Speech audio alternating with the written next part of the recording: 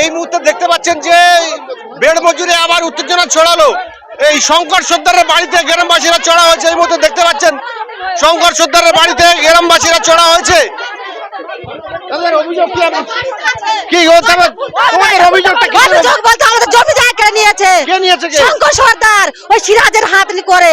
সিরাজ, শাহজাহান, অজিত মাইতি। কি করেছে? জমি নিয়ে কি করেছে? আমাদের জমি জায়গা বিক্রি করে দিয়েছে ওরা।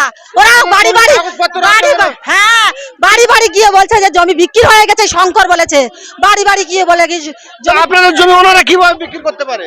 কিভাবে? তোমার ওই তো দেবেন সরকারের জমি, দেবেন সরকারকে একটা মানে উল্লেখ নিয়ে দেবেন সরকার হয়ে তাকে সাজিয়ে মুজিয়ে তাকে জাল দলিল করা হয়েছে। তাকে জাল দলিল করে আমাদের জমি জায়গা কেড়ে নিয়ে আমাদেরকে বলেছে জমি জায়গা যাবে না, গেলে দাঁত ভেঙে দেবো, পা ভেঙে দেবো, যাবে না। আমরা দুবার চাষে বন্ধ হয়ে আছে, এখনো পর্যন্ত আমাদের ঘরে কিচ্ছু নেই। নিজের স্বামীর অসুবিধা, গল্প হয় কোন মাঠের বাহিনী পাঠিয়ে দেয়, সাজানো অবস্থানের বাহিনী। এখান থেকে ওখানে ফোন হয়ে যায়, তখন আমাদের 8-10টা করে বাইক ঢুকে আমার বাড়িতে তো আমার স্বামীকে তুলে নিয়ে গেছে। এই মুহূর্তে দেখতে পাচ্ছেন যে শঙ্কর সর্দারের বাড়িতে উপস্থিত হচ্ছে গ্রামবাসীরা। অভিযোগ, তাদের অভিযোগ হচ্ছে যে তাদের জমিগুলোকে জাল দলিল করে এই শঙ্কর সর্দার যেহেতু বিক্রি করেছে শেখ সিরাজের বিরুদ্ধে মূলত অভিযোগ। মূলত আমরা কথা বলানোর চেষ্টা করবো গ্রামবাসীদের সঙ্গে।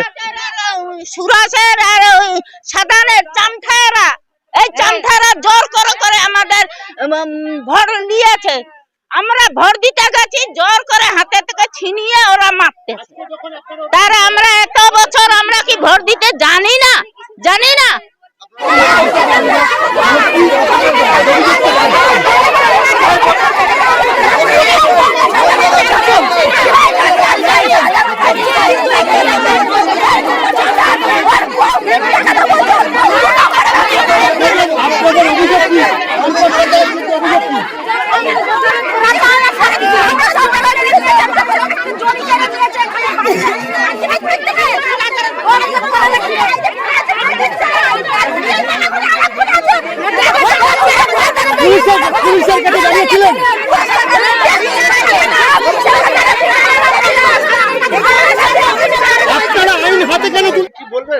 মিথ্যে অভিযোগ করছে।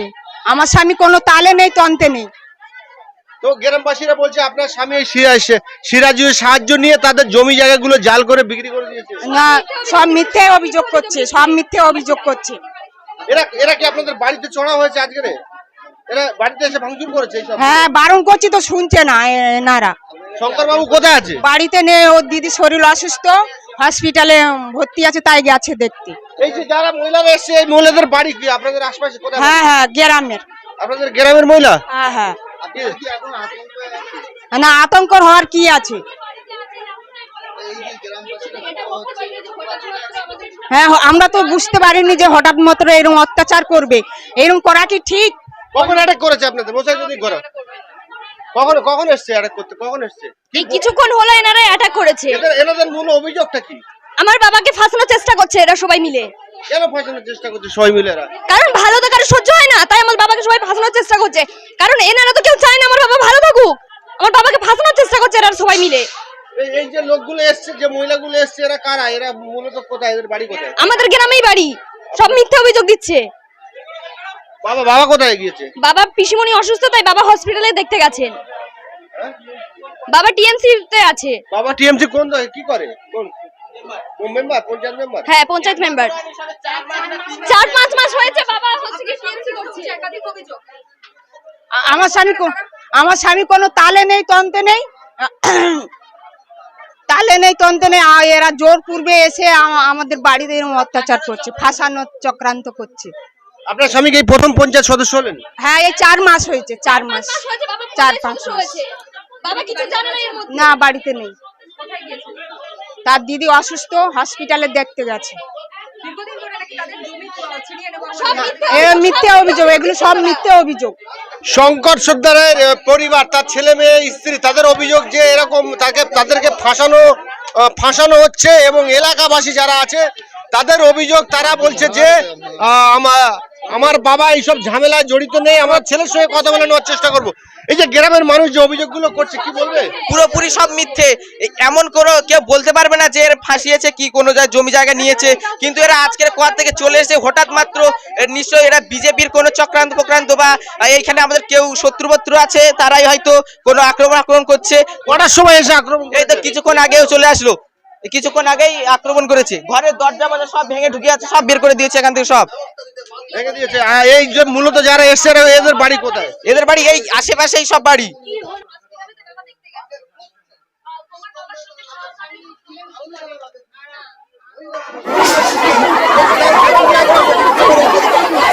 সে আপনাদেরকে ধরে নিয়ে যেতে পারে, কি বলবেন? আমরা ধরে নিয়ে আমরা চলে যাবো পুলিশের সঙ্গে, প্রশাসনের সঙ্গে। আমাদের জমি জায়গা কিছুই নেই, আমরা কি করবো? এখানে থেকে কোনো কাজে নেই, আমরা খাস জায়গার উপরে বাস, তাও যদি ঘর নিয়ে নেবে, জমিগুলো নিয়ে নিল, বিক্রি করে দিল, তাহলে আমরা কি করবো? এখানে থেকে আমরা প্রশাসনকে ভয় করবো কেন? আমরা প্রশাসনের সঙ্গে চলে যাবো থানায়, থানা খেতে দেবে আমাদেরকে। কিছু নেই এখানে, কি করে থাকবো? আমরা কি নিয়ে থাকবো? আপনাদেরকে নিয়ে যাবো, ছেলে মেয়েগুলো খাবে? সব নিয়ে যাবো, ছেলে মেয়ের সংসার। আমার স্বামী 10 বছর পেয়ারেছে ভোগছে, স্বামীকেও টেনে টেনে নিয়ে যাবো থানায়। আপনারা দেখুন শঙ্কর সর্দার আমাদেরকে কি করছে, আমরা কেন খেপতে হয়েছি? আমরা আদিবাসী সম্প্রদায় মানুষ, আজকে 10 বছর ধরে আমার স্বামী পড়ে আছে, তার জন্য কিছু হয় না। এটা ঘর পেলাম না আমরা, এই যে সরকারি আবাস যোজনা ঘর, এগুলো আমরা পদ যোগ্যতা না, আমরা আদিবাসী মানুষ, আমরা কিছুই পাইনি। তাহলে আমরা কেন খেপতে হয়েছি? শঙ্কর সর্দার আজকে আমাদের এসটি মানুষ, 1 নম্বর গ্রাম পঞ্চায়েত মেম্বার সে, তাহলে আমাদের সে দেখতে পারে না? আজকে আমাদের জায়গা নাকি মোল্লাদের হাতে, বাঙালির হাতে চলে যাচ্ছে, তাহলে তার জাহান কাঁপে না একটু? মনে হয় না যে আমার আদিবাসী সম্পর্ক কোথায় যাবে? কেন খেপতে হয়েছে শঙ্কর সর্দারের কাছে আমরা আজকে? আপনারাই বলুন। হ্যাঁ, তা 3 মাস হলো, 3 মাসের মধ্যে আমরা কিছু না কিছু তো অভিযোগ জানিয়েছি। পুলিশ ধরে নিয়ে যাওয়া বলছে, কি বলবেন? আমরা যাবো তো, আমরা যাবো তো, আমরা যাবো। যাওয়ার আমাদের জন্য এইসব কিচ্ছু জায়গা হয়নি। এখন 1 বিঘে 5 কাঠা জায়গা, পুলিশ এখানে ধরে আমাদের যাবো, পয়সা যাবো, নিয়েছে, বাড়ি- 5 ভাইরে কাগজ করে দেবে বলে পয়সা নিয়েছে, পয়সা দেয়নি। আমাদের কাগজ করে দেবে, সে কাগজ একটা করে জেরক্স কাগজ দিয়ে রেখেছে, আর কাগজ করে দেবে, করে দেয়নি। সেইটা আমরা বলতে চাচ্ছি যে আমরা এটা ফেরত পাওয়ার চাই। আগে এদিকে এসো। এই যে পুলিশ এসে ধরে নিয়ে যাবে, হ্যাঁ, যাবো। আমার 1000 টাকা লক্ষ্মীর ভান্ডার তো দিচ্ছে। না, আমার না আমার হয় না, না আমার লক্ষ্মী ভান্ডার হয় না। জমা দিয়েছি, আমাদেরকে কিছু দেয়নি। আপনাদের 1200 টাকা করে দেবে না? না কিছুই দেয়নি, এখন আমরা কিছু পাইনি। লক্ষ্মীর ভান্ডার যখন জমা দিয়েছি তখন এসছিল সন্দেশখালীর থেকে, বলেছিল যে তোমরা যাও বিডিও যাও, বিডিও গিয়ে বলো যে আজকে তোমাদের হবে। কিন্তু আমরা গিয়েছিলাম, আমরা কাগজপত্র জমা দিয়েছি, সেখানে কিছুই হয়নি। তারপরে বললো যে তোমাদের অ্যাকাউন্টের নাম্বার ভুল আছে বোধহয়, সেই জন্য তোমাদের হয়নি। কিন্তু আমরা আধার কার্ড আই কার্ড জমা দিয়েছি, কিছুতেই কিছু হলো না। আমরা না পাই আজকে কোনো ঘর বাড়ি পাইনি, আমরা ফুটপাতে বাস করে আছি।